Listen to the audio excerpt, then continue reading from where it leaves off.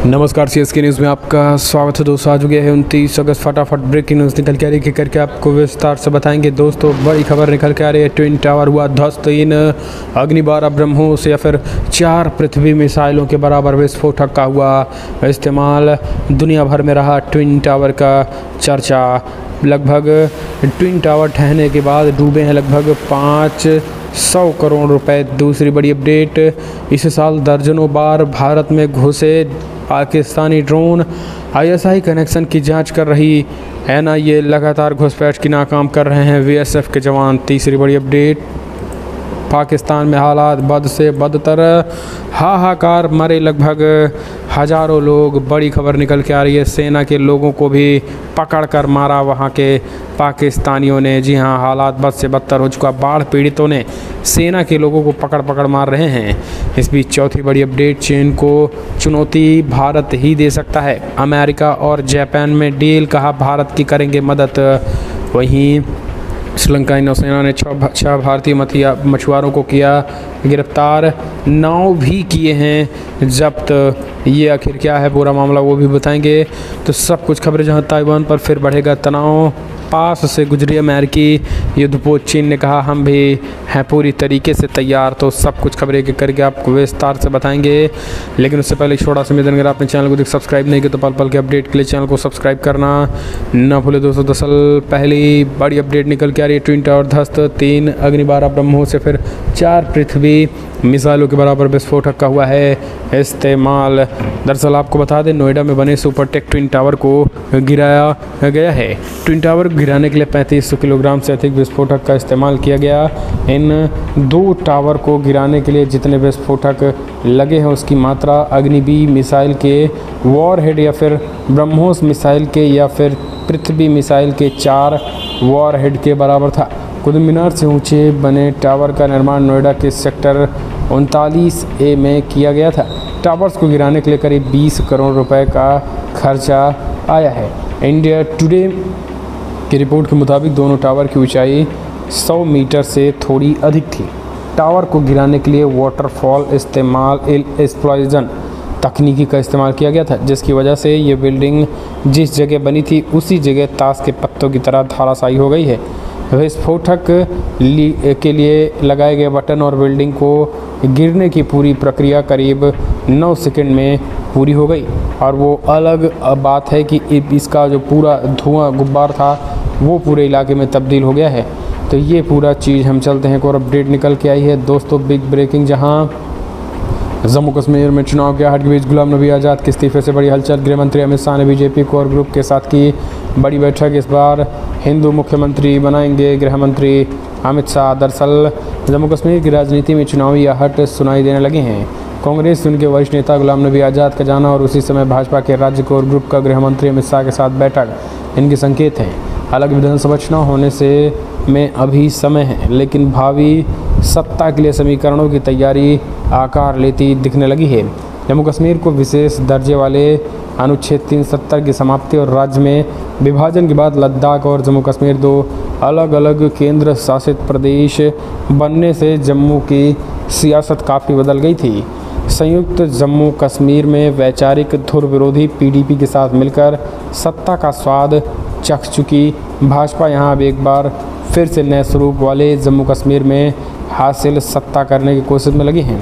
तो बीजेपी जो है वो पूरी तैयारी कर रही है। अगली एक और अपडेट निकल के आई है दोस्तों, जहां पाकिस्तान में हालत बद से बदतर, हज़ारों लोगों की मौत, फौज को मारो, बाढ़ पीड़ितों के बीच पहुंची पाक सेना पर फूटा लोगों का गुस्सा। दरअसल पाकिस्तान के कई प्रांत में बाढ़ ने जमकर कहर मचाया हुआ है। हालात ये है कि लोग खाने के लिए तरस रहे हैं। रिपोर्ट्स के मुताबिक 1 दशक से भी ज़्यादा समय बाढ़ की ऐसी स्थिति पैदा हुई है जिनमें 3 करोड़ 30 लाख से अधिक लोग प्रभावित हुए हैं। इसी बीच सिंध प्रांत में एक ऐसी वीडियो वायरल हुई है जहां स्थानीय लोग पाकिस्तान सेना पर ही भड़क गए और उनको भगा दिया। दरअसल इस वीडियो को कई यूजर्स ट्विटर पर शेयर कर रहे हैं। बताया जा रहा है कि घटना पाकिस्तान के सिंध प्रांत की है। सफ़ी बुरफत नामक यूजर ने लिखा है कि सिंध में सेना बाढ़ पीड़ितों की मदद करने के लिए के नाम पर नाटक करने लगी है और सिर्फ फ़ोटो खींचकर मीडिया में डालने की कोशिश कर रही थी और इसी दौरान वहाँ लोग भड़क गए और सेना को भगा दिया। यानी सेना जो है राहत बचाव कार्य के नाम पर वहाँ फ़ोटो सेशन चलाया जा रहा था और इसी को देखकर जो है वो लोगों में गुस्सा फूट पड़ा। पोस्ट किए गए वीडियो में देखा जा सकता है कि लोग सेना से भिड़ते नजर आए हैं। इसी बीच पाकिस्तान में हालात ये है कि पूरी तरीके से लगभग 3 करोड़ लोग जो है वो सीधे तौर पे प्रभावित हो चुके हैं, जबकि लगभग हज़ारों लोगों की मौत हो चुकी है। ये 10 साल में सबसे भयानक स्थिति से जो है वो पाकिस्तान आज जूझ रहा है। यानी 10 साल में आज सबसे ज़्यादा जो स्थिति वो भयानक आज पाकिस्तान में हो चुकी है। हालात बद से बदतर हो चुके हैं। पाकिस्तान में राष्ट्रीय आपदा प्रबंधन प्राधिकरण यानी NDMA के अनुसार सिंध प्रांत में 14 जून को गुरुवार तक बाढ़ और बारिश से संबंधित घटनाओं में लगभग 500 लोगों की जान जा चुकी है। बलूचिस्तान समेत कई जो प्रांत हैं वहाँ पर लगातार मरने वालों की संख्या भी बढ़ रही है और इसी को देखते हुए पाकिस्तान ने फ़िलहाल राष्ट्रीय आपातकाल की घोषणा कर दी है। यानी अब पाकिस्तान में जो है वो राष्ट्रीय आपातकाल की घोषणा कर दी गई है। तो ये एक बिग ब्रेकिंग निकल के आ रही है। अगली कोर अपडेट, इस साल दर्जनों बार भारत में घुसे पाकिस्तानी ड्रोन ISI कनेक्शन की जांच कर रही है NIA। भारतीय सीमा में ड्रोन की घुसपैठ मामले में राष्ट्रीय सुरक्षा एजेंसी यानी NIA जांच कर रही है। अब इस पूरे मामले में पाकिस्तानी खुफिया एजेंसी ISI के निर्देशों पर काम कर रहे POK के आतंकी संगठनों की जांच की जा रही है। एजेंसी ने कहा है कि इस साल 2 दर्जन से ज़्यादा बार पाकिस्तानी ड्रोन को भारत की सीमा के करीब उड़ाने भरते देखा गया है, जिसे हथियार और विस्फोटकों को गिराने की मंशा से भेजा जाता है ताकि कश्मीर घाटी में आतंकी हमले बढ़ते रहें। फेडरल एजेंसी ने हाल ही में हथियारों और विस्फोटकों की डिलीवरी की जांच का जिम्मा संभाला है। अब इस मामले में कार्रवाई करते हुए एजेंसी ने पिछले हफ्ते 8 जगहों पर छापेमारी की है, जिनमें श्रीनगर, जम्मू, कठुआ, सांबा और डोडा शामिल है। ये कार्रवाई TRF मॉड्यूलों के तहत हथियारों और विस्फोटकों के मामले में की गई है। TRF आतंकी संगठन लश्कर-ए-तैयबा से जुड़ा हुआ है। मामले में एक अधिकारी ने बताया है कि TRF से जुड़े आतंकी लश्कर से लगातार संपर्क में थे और उन्हें बताया है कि इन्हें सांबा क्षेत्र में ड्रोन के जरिए हथियार, विस्फोटक या अन्य सामग्री मुहैया कराई जा रही है। हम चलते हैं, एक और अपडेट निकल के आई है दोस्तों। श्रीलंकाई नौसेना ने 6 भारतीय मछुआरों को किया गिरफ्तार, नाव भी किए जब्त। श्रीलंकाई नौसेना ने कथित रूप से देश के जल क्षेत्र में मछलियां पकड़ने के आरोप में 6 भारतीय मछुआरों को गिरफ्तार कर लिया गया। इनके साथ श्रीलंकाई नौसैनिक ने उनकी नावों को भी जब्त कर लिया है। रविवार को जारी एक आधिकारिक बयान में यह जानकारी दी गई है। अगस्त महीने में हुए ये दूसरी ऐसी घटना है जब भारतीय मछुआरों को श्रीलंकाई नौसेना ने गिरफ्तार कर लिया। श्रीलंकाई नौसेना ने बयान में बताया है कि मन्नार द्वीप के उत्तरी पश्चिमी तट पर स्थित एक बस्ती तलाई मन्नार के पास शनिवार को मछुआरों को गिरफ्तार कर लिया गया। मछुआरे तलाई मन्नार में नौसेना की हिरासत में हैं और उन्हें मन्नार में मत्स्य पालन निरीक्षण को सौंपा जाएगा। हम चलते हैं, एक और अपडेट निकल के आई है दोस्तों। चीन को चुनौती देने के लिए भारत की मदद करना अमेरिका जापान की ही मजबूरी, इंडिया से ही काबू में रहेगा ड्रैगन। दरअसल आपको बता दें, चाइना को मात देने के लिए भारत अमेरिका की नज़दीकियाँ बढ़ सकती हैं। अमेरिकी नौसेना प्रमुख ने भी इसके संकेत दिए हैं। अमेरिका के नौसेना संचालन प्रमुख एडम माइक गिल्डे ने कहा है कि चीन का मुकाबला करने में अहम भूमिका निभाते हुए भारत भविष्य में अमेरिका का अहम साझेदार हो सकता है। उन्होंने कहा है कि भारत चीन में 2 फ्रंट पर मोर्चा लिए हुए है। अमेरिकी नौसेना प्रमुख ने कहा है कि फ़िलहाल भारत में अब अन्य देशों की अपेक्षा अधिक समय देना होगा क्योंकि ये हमारा भविष्य का स्ट्रेटजिक पार्टनर है। तो इस तरीके से जो है वो भारत को जो है वो आगे बढ़ाने की बात अमेरिका और जापान कह रहा है। अगली और अपडेट, ताइवान पर फिर बढ़ेगा तनाव, गुपात से गुजरे अमेरिकी युद्धपोत, चाइना का हम भी तैयार। दरअसल चीन और ताइवान के बीच जारी तनाव कम होने का नाम नहीं ले रहा है। अमेरिकी प्रतिनिधिमंडल के स्पीकर नैन्सी पेलोसी के दौरे के समय भड़के चीन ने ताइवान के आसपास के समुद्री क्षेत्र में कई दिनों तक सैन्य अभ्यास किया था।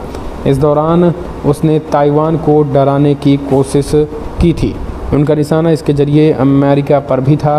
अब ये तनाव एक बार फिर बढ़ता हुआ दिखाई दे रहा है। दरअसल अमेरिका के 2 युद्धपोत ताइवान के पास के समुद्री क्षेत्र में गुजरे हैं। ऐसा नैन्सी पेलोसी के दौरे के बाद से उपजे तनाव के बाद पहली बार हो रहा है। अमेरिका ने इस क्षेत्र में अपने युद्धपोत भेजे हैं। अमेरिका के दोनों युद्धपोत गुजरने की घटना को लेकर चीन ने भी प्रतिक्रिया दी है। चीनी सेना की ओर से कहा गया है कि वो अमेरिका के इन युद्धपोतों पर नज़र रख रहा है।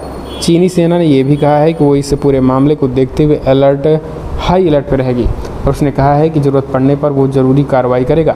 हम चलते हैं, एक और अपडेट निकल के आ रही है। तो दोस्तों बड़ी खबर, जहां पाकिस्तान के पूर्व पीएम इमरान खान की बड़ी मुश्किलें, इस्लामाबाद हाई कोर्ट की 5 सदस्यीय पीठ करेगी अवमानना पर सुनवाई। दरअसल पाकिस्तान तहरीक इंसाफ पीटीआई के प्रमुख और पूर्व प्रधानमंत्री इमरान खान की मुश्किलें बढ़ती चली जा रही हैं। इस्लामाबाद हाई कोर्ट ने महिला सत्र न्यायाधीश के खिलाफ इमरान खान की धमकी का संज्ञान लिया है। इमरान खान के खिलाफ अदालत की अवमानना के आरोपों से इस्लामाबाद उच्च न्यायालय के 5 सदस्यीय बड़ी पीठ का गठन किया गया। डॉन की रिपोर्ट के मुताबिक ISCC के मुताबिक न्यायाधीश अथर मिनहाल की अध्यक्षता वाली पीठ में न्यायमूर्ति मोहसिन अख्तर कयानी, न्यायमूर्ति मियांगुल हसन औरंगजेब, न्यायमूर्ति तारिक अहमद समेत कई जो है वो शामिल हैं।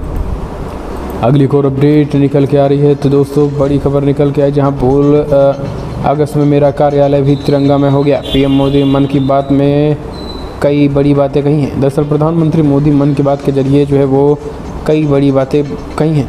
पीएम मोदी ने स्पष्ट कहा है कि अब पूरा जो एक तरीके से मेरा तिरंगा भी पूरी तरीके से कार्यालय भी तिरंगा में हो गया। आज़ादी के इस महीने में हमारे पूरे देश में अमृत महोत्सव की अमृत धारा बह रही है। अमृत महोत्सव और स्वतंत्रता दिवस के इस विशेष अवसर पर हमने देश की सामूहिक शक्ति के दर्शन किए हैं। इस बीच आपको बता दें, प्रधानमंत्री नरेंद्र मोदी ने कहा है कि 4 महीने पहले मैंने अमृत महोत्सव की बात की थी और इसके बाद अलग अलग जिलों में स्थानीय प्रशासन जुटा, स्वयंसेवी और संस्थाएं और स्थानीय लोग जुटे। देखते ही देखते अमृत सरोवर का निर्माण एक जन आंदोलन बन गया। पीएम मोदी आज़ादी के आंदोलन में हिस्सा लेने वाले अनसुने नायकों की कहानी थी। ये स्वराज दूरदर्शन पर हर रविवार स्वराज को दिखाए जाने की भी पीएम मोदी ने बात कही है। हम चलते हैं, एक और अपडेट निकल के आ रही है। तो दोस्तों बड़ी खबर, 3 मंजिला तक मलबे के पहाड़ में तब्दील हुआ नोएडा का ट्विन टावर। दरअसल नोएडा स्थित Supertech building twin tower जो है वो 2.5 घंटे चंद में जमी दोस्त हो गया। लेकिन इस बीच ट्विन टावर गिरने के बाद ATS सोसाइटी की दीवार को भयंकर नुकसान आई है। 10 मीटर तक दरार भी आई है। ये अथॉरिटी ने इस बात का खुलासा किया है। दरअसल आपको बता दें, अथॉरिटी ने कहा है कि इसको लेकर जो रिएक्शन हुए हैं इसमें ATS दीवार को नुकसान पहुंचा है। दीवार में 10 मीटर तक दरार आ गई है। इसकी जांच करने नोएडा अथॉरिटी की टीम पहुंची। CEO ऋतु महोत्सरी का कहना है कि सारा मलबा फिलहाल साइट के भीतर ही है। थोड़ा मलबा सड़क पर आया है। साइट का निरीक्षण किया जा रहा है। ट्विन टावर गिरते ही तुरंत धूल हट गई है। सफाई का काम किया जा रहा है। गैस और बिजली की सप्लाई दोबारा शुरू कराई जा रही है। इसके बाद लोगों को 6:30 बजे तक अपने घरों में आने की इजाज़त होगी। और ये जानकारी नोएडा अथॉरिटी के CEO ऋतु महेश्वरी की तरफ से दे दी गई है। एक्सप्लोजन करने वाले चेतन दत्ता की टीम ने भी इस बात को माना है कि ATS की दीवार को नुकसान पहुंचा और वहीं इसे रिपेयर करके देंगे। तो ये चीज़ें जो है निकल के आ रही हैं। हम चलते हैं, और अपडेट निकल के आई। भुज में बोले प्रधानमंत्री मोदी, गुजरात को बदनाम करने व निवेश रोकने के लिए कई साजिशें रची गई हैं। प्रधानमंत्री नरेंद्र मोदी रविवार को कहा है गुजरात को बदनाम करने के निवेश रोकने की साजिशें रची गई हैं। मोदी इस साल के अंत में गुजरात में होने वाले विधानसभा चुनाव से पहले भुज में विकास कार्यों का उद्घाटन करने और उनकी नींव रखने के बाद एक रैली को संबोधित कर रहे थे। प्रधानमंत्री ने कहा है कि फिलहाल गुजरात को देश दुनिया में बदनाम करने की साजिशें हुई हैं। राज्य में आने वाले निवेश को रोकने को बार बार प्रयास किए गए हैं, लेकिन राज्य ने प्रगति के नए मार्ग चुने हैं। मोदी ने कहा है कि वर्ष 2001 में कच्छ में विनाशकारी भूकंप के बाद मैंने कच्छ के पुनर्विकास के बारे में बातचीत की थी और हमने इसके लिए कड़ी मेहनत की थी। आज आप परिणाम देख रहे हैं। उन्होंने कहा है कि कई लोग ऐसे थे जिन्होंने कहा था कि कच्छ भूकंप से उबर नहीं पाएगा, लेकिन लोगों ने परिदृश्य बदल दिया। मोदी ने कहा कि आपको अभी भारत में बहुत सी कमियां दिखाई दे सकती हैं, लेकिन मैं स्पष्ट रूप से देख सकता हूं कि 2047 तक भारत एक विकसित राष्ट्र बनेगा। अगली एक और अपडेट निकल के आई है। तो दोस्तों बड़ी खबर निकल के आ रही है, जहां कश्मीर और पंजाब में बड़ी ड्रोन घुसपैठ की कोशिश ISI कर रही जांच। हमने आपको बताया कि किस तरीके से पाकिस्तान की जो लगातार चाल है, उस चाल को जो है वो ISI एक चाल को NIA तोड़ रही है। एक और अपडेट निकल के आ रही है। तो दोस्तों लगातार चल रहा है क्रिकेट। जी हाँ, भारत और पाकिस्तान का क्रिकेट जो है वो महामुकाबले में भारत और पाकिस्तान के भिड़ंत हुई है। दरअसल आपको बता दें, भारत और पाकिस्तान के बीच भिड़ंत भी जो है वो हुई। पाकिस्तान एशिया का मुकाबला दुबई इंटरनेशनल स्टेडियम में जो है वो खेला गया है। इस बीच भारत और पाकिस्तान का ये मैच काफ़ी रोमांचक भी देखने को मिला है। अगली एक और अपडेट, ताइवान स्ट्रेट से होकर गुजरे अमेरिकी युद्धपोत तो मचा बवाल, ये हमने आपको बताया। इस बीच बड़ी खबर, समाजवादी पार्टी का है भ्रष्टाचार। दरअसल ट्विन टावर गिरे जाने के बाद जो है वो डिप्टी सीएम केशव प्रसाद मौर्य और डिप्टी सीएम ब्रजेश पाठक ने भारत समाजवादी पार्टी पे बोला बड़ा हमला। दरअसल दोस्तों, ट्विन टावर तो गिर गया है, लेकिन ट्विन टावर गिरने के बाद अब इसे भ्रष्टाचार का टावर बताया जा रहा है। और भ्रष्टाचार का टावर जो है किसी और का नहीं, बल्कि समाजवादी पार्टी का भ्रष्टाचार का ये टावर है। यानी सपा शासनकाल में हुए भ्रष्टाचार की जो है ये गवाही सीधी साधी जो है वो दे रही है, जीता जागता ये एक उदाहरण बताया है। और उन्होंने कहा है कि भ्रष्टाचार का जो है वो ट्विन टावर है, वो डिप्टी सीएम